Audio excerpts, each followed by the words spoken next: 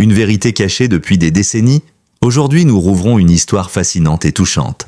La vie et la fin tragique de Priscilla Presley. Derrière les projecteurs et le glamour, une femme a lutté pour survivre dans l'ombre d'une légende, confrontée à la trahison, à la perte et à la solitude. Pourquoi tant de souffrance est-elle cachée? Quels secrets se cachent encore derrière le nom Presley? Dans cette vidéo, vous découvrirez une vérité que peu osent exprimer. Préparez-vous à être plongé dans une histoire intime, profonde et touchante. Abonnez-vous à notre chaîne dès maintenant pour ne rien manquer, activez la cloche et lisez l'article complet pour tout comprendre de cette histoire extraordinaire. Ce mystère est plus profond que vous ne le pensez. Une enfance mouvementée et une rencontre qui change tout. Priscilla Ann Wagner naît le 24 mai 1945 à Brooklyn, New York, dans une Amérique encore marquée par les séquelles de la Seconde Guerre mondiale. Son père biologique, James Wagner, est un aviateur de la marine américaine. Tragiquement, il trouve la mort dans un accident d'avion quelques mois seulement après la naissance de Priscilla. Sa mère, Anna Lillian Iverson, se retrouve alors veuve à seulement 19 ans avec un bébé à charge. Elle finira par se remarier avec Paul Beaulieu, officier de l'US Air Force, que Priscilla considérera très tôt comme son père de cœur. C'est d'ailleurs de lui qu'elle prendra plus tard le nom Priscilla Beaulieu. La jeunesse de Priscilla était marquée par l'instabilité géographique imposée par la carrière militaire de son beau-père. La famille déménage régulièrement. Connecticut, Texas, Maine, puis Nouveau-Mexique. À chaque mutation, la petite Priscilla doit s'adapter à un nouvel environnement, de nouveaux camarades, une nouvelle école. Ce mode de vie itinérant forge une adolescente discrète, souvent solitaire, mais aussi capable d'observer finement le monde qui l'entoure. La musique devient l'un de ses rares refuges stables. C'est en 1959, alors qu'elle n'a que 14 ans, que le destin de Priscilla bascule à jamais. Cette année-là, la famille Beaulieu est transférée en Allemagne de l'Ouest, à Wiesbaden, où son beau-père est affecté sur une base militaire américaine. C'est là, dans le contexte feutré des soirées organisées entre officiers, qu'elle rencontre Elvis Presley, alors au sommet de sa gloire internationale. Le chanteur, mobilisé pour son service militaire, loge à Bad Nauheim dans une luxueuse villa. À 24 ans, il est déjà une légende vivante. Leur rencontre semble improbable. Lui, star mondiale adulé par des millions de fans, elle, jeune lycéenne timide. Et pourtant, une alchimie immédiate naît entre eux. Lors d'un dîner chez un officier commun, Priscilla attire l'attention d'Elvis par sa beauté naturelle, son regard intense, mais surtout par sa maturité inattendue pour son âge. Malgré les 10 ans qui les séparent, une relation commence à se nouer. Priscilla est aussitôt propulsée dans un monde qu'elle n'aurait jamais imaginé côtoyer. Elvis, charismatique mais tourmenté, voit en elle une figure rassurante, pure, presque angélique. Il commence à lui écrire de longues lettres d'amour lorsqu'il est en déplacement, l'appelle régulièrement et l'invite à des rencontres privées sous l'œil vigilant de ses assistants. Mais leur relation reste longtemps secrète, car l'opinion publique aurait sans doute mal réagi à cette différence d'âge si prononcée, surtout compte tenu de la jeunesse de Priscilla. Quand Elvis retourne aux États-Unis en 1960 à la fin de son service militaire, ils continuent à entretenir leur relation à distance. Durant les 2 années suivantes, Priscilla rêve de lui, vit dans l'attente d'un signe, d'un appel, d'une lettre. Elle confie à ses amis qu'elle est follement amoureuse, sans pourtant pouvoir expliquer réellement qui il est. En 1962, Elvis l'invite à le rejoindre à Graceland, sa célèbre résidence de Memphis pour quelques jours. Ce séjour temporaire se prolonge jusqu'à ce qu'elle s'installe définitivement chez lui en 1963 avec le consentement de ses parents, sous la condition stricte qu'elle termine ses études et vive sous la surveillance de chaperons désignés par Elvis. Graceland, ce domaine mythique aux allures de palais, devient pour Priscilla un sanctuaire, mais aussi une prison dorée. Elle n'a que 17 ans lorsqu'elle s'y installe. Elle continue à aller à l'école habillée et maquillée selon les goûts précis d'Elvis, qui surveille étroitement son apparence. Il lui impose de changer sa couleur de cheveux, son style vestimentaire, son maquillage. Il veut qu'elle incarne une certaine idée de la femme parfaite, à mi-chemin entre la muse et l'idéal hollywoodien. Dans ce monde clos, Priscilla vit à l'écart de la réalité. Entourée d'assistants, de gardes, de domestiques, elle n'a pas le droit de sortir seule, ni même de passer des appels sans autorisation. Les rares fois où elle quitte Graceland, c'est pour se rendre à l'école ou au couvent catholique où elle termine ses études, sous l'œil bienveillant mais méfiant des sœurs. Cette période, qu'on pourrait croire idyllique, est en réalité pour elle marquée par un profond isolement. Dans ses mémoires et interviews, Priscilla confiera plus tard qu'elle se sentait souvent seule, prise entre l'amour passionné qu'elle éprouvait pour Elvis et la perte progressive de sa propre identité. Je me suis sentie effacée, dira-t-elle, évoquant cette époque où elle n'était plus qu'un reflet des désirs d'un homme tout-puissant. Le film Priscilla de Sofia Coppola, sorti en 2023, illustre magnifiquement cette période de sa vie. Graceland y est représentée comme une maison de poupées somptueuse mais étouffante, où chaque objet, chaque rideau, chaque geste est codifié selon les règles d'un seul homme. Loin des clichés de la vie rêvée avec une star, on y découvre une adolescente fragile, modelée, surveillée et progressivement coupée du monde. C'est dans cette atmosphère ambiguë, à la fois luxueuse et oppressante, que Priscilla va passer les premières années de sa vie d'adulte. Entre rêves hollywoodiens et réalité cloisonnée, elle grandit dans l'ombre d'un mythe. Mais cette ombre, bientôt, elle apprendra à la dépasser. Le chapitre suivant nous plongera dans les années de mariage, de maternité, de trahison et de libération. Entre passion, contrôle et quête d'indépendance. Lorsque Priscilla Beaulieu épouse Elvis Presley le 1er mai 1967 à Las Vegas, le monde entier s'émerveille devant ce mariage digne d'un conte de fées. Après 8 années de relations, parfois secrètes, souvent médiatisées, les deux amants officialisent leur union lors d'une cérémonie privée dans une suite de l'hôtel Aladdin suivie d'un brunch fastueux. Quelques mois plus tard, ils organisent une seconde réception plus intime à Graceland. Tout semble parfait, mais derrière les flashs des photographes se cache une réalité bien plus complexe. Priscilla, encore très jeune, n'a que 21 ans au moment du mariage. Elle entre dans une vie conjugale particulière, marquée par l'adoration du public pour son mari, mais aussi par le poids d'une vie réglée au millimètre par les volontés d'Elvis. Dès le début, leur relation est déséquilibrée. Priscilla, élevée dans un environnement militaire strict, continue à obéir, souvent sans discuter. Elvis, de son côté, garde une emprise psychologique sur elle.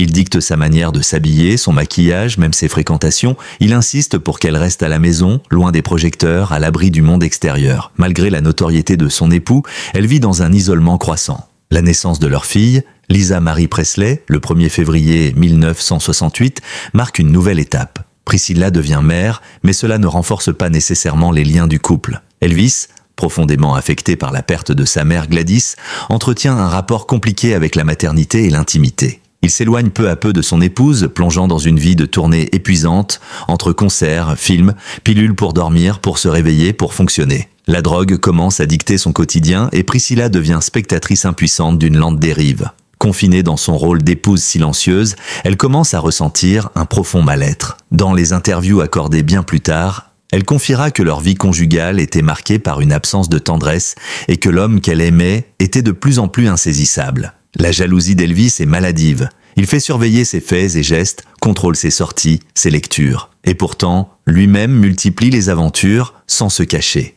Pour Priscilla, c'est une humiliation constante qu'elle garde pour elle, refusant d'en parler même à ses proches. Mais une rencontre va tout changer. En 1971, elle commence à prendre des cours de karaté, encouragée par Elvis lui-même, passionné par cet art martial. Son professeur, Mike Stone, devient peu à peu plus qu'un mentor. Une amitié sincère naît qui se transforme rapidement en liaison. Pour la première fois, Priscilla découvre une forme d'attention sincère, un respect qu'elle n'avait jamais connu. Cette relation agit comme un électrochoc. Elle comprend qu'elle a le droit d'exister pour elle-même, qu'elle n'est pas condamnée à vivre dans l'ombre d'un homme. Le 23 février 1972, elle annonce à Elvis qu'elle le quitte. C'est un choc pour lui, mais aussi pour l'Amérique. Le divorce est prononcé le 9 octobre 1973, après plusieurs mois de discussions sur la garde de Lisa Marie, les modalités financières et la gestion de l'image d'Elvis.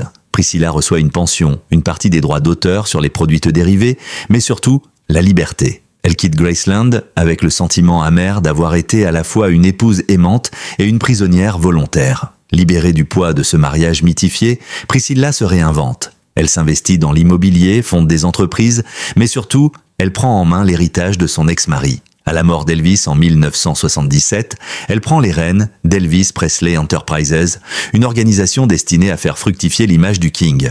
C'est elle qui transforme Graceland en musée ouvert au public en 1982 malgré les critiques initiales.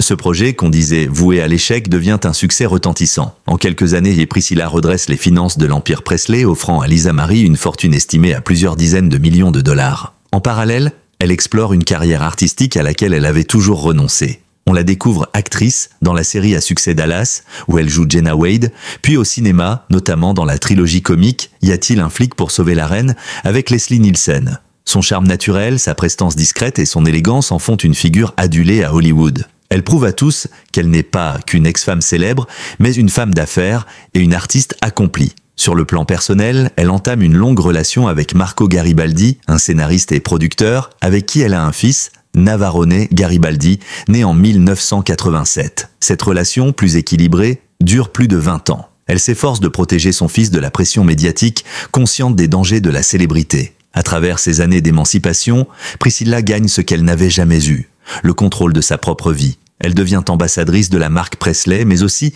une militante discrète pour les droits des femmes, pour la préservation du patrimoine culturel et pour les causes animales. Sa transformation est saluée comme un modèle de résilience.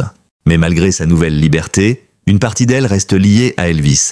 Elle le défendra toujours publiquement, même dans les périodes les plus controversées. « Je ne l'ai jamais quitté avec haine », confiera-t-elle. « Je l'aimais, mais je devais m'aimer moi aussi. » Ce besoin d'exister par et pour elle-même résume l'essence de sa seconde vie. Une vie bâtie sur des ruines, mais aussi sur une foi inébranlable en sa propre valeur. Les deuils, l'épreuve du temps et la résilience d'une survivante. Malgré une carrière réussie, une indépendance durement acquise et une image désormais solidement ancrée dans la culture populaire, Priscilla Presley n'a jamais pu échapper à la douleur des pertes les plus intimes. Son parcours, aussi admirable soit-il, est profondément marqué par le deuil, un fardeau qu'elle porte avec une dignité bouleversante. L'année 2020 marque un tournant dans sa vie. Son petit-fils adoré, Benjamin Keough, fils de Lisa Marie Presley, se donne la mort à seulement 27 ans. Sa ressemblance frappante avec Elvis en faisait un sujet d'attention constante dans la famille. Son suicide dans la maison familiale de Calabasas est un séisme émotionnel. Priscilla parle alors d'un chagrin qui ne connaît pas de nom. Elle dira plus tard que cette perte l'a vidée de l'intérieur, tant elle n'arrivait pas à comprendre comment un jeune homme aussi beau et intelligent avait pu sombrer dans un tel désespoir. Le lien avec son propre passé, les blessures d'Elvis, sa dépendance aux médicaments, aux ses luttes intérieures, ressurgit de manière brutale. Puis en 2021, un autre coup dur frappe, sa mère, Anna Lilian Iversen, meurt à l'âge de 95 ans. C'est une autre colonne de son existence qui s'effondre. Anna avait toujours été présente du Texas à Graceland, dans les bons comme les mauvais moments. Elle avait soutenu Priscilla dans ses choix, même lorsqu'ils allaient à contre-courant des conventions sociales. Son décès laisse un vide affectif considérable. Mais c'est en janvier 2023 que l'inimaginable se produit. Sa fille unique, Lisa Marie Presley, meurt subitement à l'âge de 54 ans. Quelques jours seulement après avoir assisté ensemble à la cérémonie des Golden Globes, lors de laquelle le biopic Elvis de Baz Luhrmann est salué par la critique, Lisa Marie est hospitalisée d'urgence. Priscilla l'accompagne jusqu'à l'hôpital sans imaginer que ce serait la dernière fois qu'elle tiendrait la main de son enfant. La cause officielle du décès, une obstruction intestinale provoquée par des adhérences chirurgicales, séquelles d'une opération bariatrique datant de plusieurs années. Le choc est total. Lors d'une interview accordée à Piers Morgan, Priscilla raconte avec une émotion palpable leurs derniers instants ensemble. Lisa Marie se plaignait de douleurs à l'estomac, mais avait tenu à apparaître en public. Elle voulait honorer Elvis, comme toujours. C'est ce qui la tenait debout, confie Priscilla. Quand elle est partie, une partie de moi est morte avec elle. Le deuil devient alors public, exposé, déchirant. Priscilla se retrouve une nouvelle fois seule face à une perte irréparable, mais cette fois, une nouvelle difficulté s'ajoute. La gestion de la succession. Rapidement, des tensions surgissent entre elle et sa petite-fille Riley Keough, devenue l'héritière légale de Graceland et du patrimoine Elvis. Certains médias évoquent un conflit ouvert, d'autres une incompréhension générationnelle. Finalement, un accord est trouvé à l'amiable. Priscilla obtient un rôle de conseillère et un règlement financier, mais surtout la reconnaissance de son rôle dans la préservation de l'héritage Presley. Loin de se laisser abattre, Priscilla choisit de transformer son chagrin en message d'espoir. En 2024, elle annonce la publication prochaine de ses mémoires, Softly as I Leave You, Life After Elvis, prévu pour septembre 2025. Ce livre très attendu promet de retracer non seulement sa vie aux côtés du King, mais surtout ses années de lutte, d'émancipation, de douleur et de renaissance. Ce n'est pas un livre sur Elvis, déclare-t-elle dans une interview. C'est un livre sur ce qu'il m'a fallu pour survivre à tout cela. Dans ces pages, elle évoque la solitude des femmes célèbres, la difficulté de vieillir dans une société obsédée par la jeunesse, et surtout, le deuil qui ne quitte jamais tout à fait le cœur. Elle aborde également sa relation avec ses petits-enfants, son engagement pour des œuvres de bienfaisance et son désir profond de laisser quelque chose de durable au-delà de la gloire de son ex-mari. À près de 80 ans, Priscilla est aujourd'hui l'incarnation même de la résilience féminine. Elle continue à apparaître lors d'événements caritatifs, soutient la lutte contre les addictions et travaille encore activement à la préservation de Graceland, devenu un lieu de pèlerinage pour des millions de fans à travers le monde. Loin d'être une simple veuve de star, elle s'est imposée comme une actrice du changement, une voix douce mais ferme dans un monde bruyant. Sa vie, bien que marquée par les drames, témoigne d'une force rare. Elle a aimé un homme plus grand que nature, l'a perdu, s'est relevée, a perdu son petit-fils, puis sa fille, et continue pourtant à avancer, à raconter, à transmettre. Elle ne cherche plus la lumière des projecteurs, mais préfère celle, plus subtile, de la transmission, de la mémoire et du partage. Merci d'avoir regardé cette vidéo jusqu'au bout. Votre présence et votre intérêt comptent énormément pour nous. Si cette histoire vous a touché, ému ou interpellé, laissez-nous un commentaire ci-dessous pour partager vos impressions, vos souvenirs de Priscilla Presley ou simplement un message de soutien. Vos réactions sont précieuses et nourrissent la discussion autour de ces destins exceptionnels. N'oubliez pas de vous abonner à notre chaîne pour ne rien manquer de nos prochaines vidéos où nous continuerons à lever le voile sur des histoires humaines puissantes, méconnues ou volontairement oubliées. À suivre très bientôt, une vérité longtemps cachée, la chute silencieuse de Natalie Wood, ce que Marilyn Monroe n'a jamais pu dire, révélations inédites, activez la cloche pour être avertis dès leur sortie, et ensemble, continuons à explorer la mémoire de celles et ceux qui ont marqué l'histoire, souvent dans l'ombre. Merci de faire partie de cette aventure, à très vite.